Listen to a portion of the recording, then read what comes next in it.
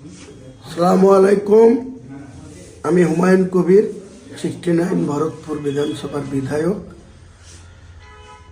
গতকাল 6 December বেলডাঙ্গার ছেতিনিয়া NH-34 সংলগ্ন জায়গায়, যেটা বাবরি মসজিদের ভিত্তি স্থাপন হয়েছে, সেখানে 4 লক্ষ মানুষের উপস্থিতিতে, এছাড়াও কৃষ্ণনগর থেকে বহরমপুর, জলঙ্গি থেকে বহরমপুর, কাঁদি থেকে বহরমপুর, বীরভূম থেকে, সাঁইথিয়া থেকে কাঁদি, বিভিন্ন রুটে আরও 2 থেকে 2.5 লক্ষ মানুষ রাস্তায় আটকে ছিল। তাদের এতটাই আবেগ ছিল যে তারা সবাই ওই ভিত্তি স্থাপন জায়গায় পৌঁছাবার চেষ্টা করেছিল। প্রশাসনের একটা অংশের অসহযোগিতার সত্ত্বেও 4 লক্ষ মানুষ ওখানে উপস্থিত হয়েছিল এবং রাস্তায় 2 থেকে 2.5 লক্ষ মানুষ দিনভর তারা রাস্তায় ছিল। তাই সর্বস্তরের মানুষ যারা বাবরি মসজিদের ভিত্তি স্থাপনের উদ্দেশ্যে আপনারা বাড়ি থেকে বেরিয়েছিলেন, কেউ আসতে পেরেছেন, কেউ রাস্তায় থেকেছেন, সকলকেই আমার পক্ষ থেকে আপনাদের সালাম জানাই, আদাব জানাই, অভিনন্দন জানাই।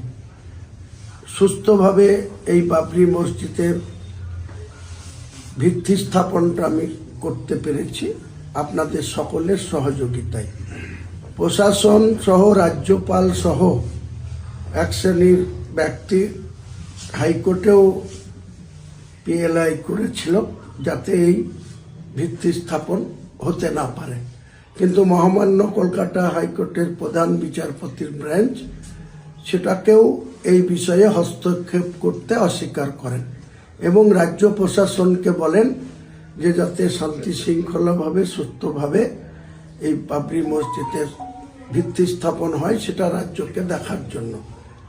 উপরে উপরে রাজ্য পুলিশ প্রশাসন আমাকে সহযোগিতা করেছে, কিন্তু ভেতর থেকে অনেক অসহযোগিতা করেছে। অনেক মানুষকে রাস্তার রং রাস্তায় পাঠিয়ে দিয়েছে, বিভিন্ন রাস্তায় কনভার্ট করে দিয়েছে। ট্রাফিক ডিউটি ছিল, তার সত্ত্বেও খুব শান্তিতে, সুস্থভাবে 4 লক্ষ মানুষের উপস্থিতিতে যত মুসলমান ভাইদের আমি যেমন সালাম জানাচ্ছি, আদাব জানাচ্ছি, একইভাবে অমুসলিম যারা আছেন তেনাদেরকেও আমি নমস্কার এবং অভিনন্দন এবং শ্রদ্ধা জানাচ্ছি যে আমরা কারো বিপক্ষে না, কোনো অমুসলিমের সঙ্গে আমাদের কোনো শত্রুতা নেই, কোনো অমুসলিমকে আমরা কোনো অশ্রদ্ধা করি না।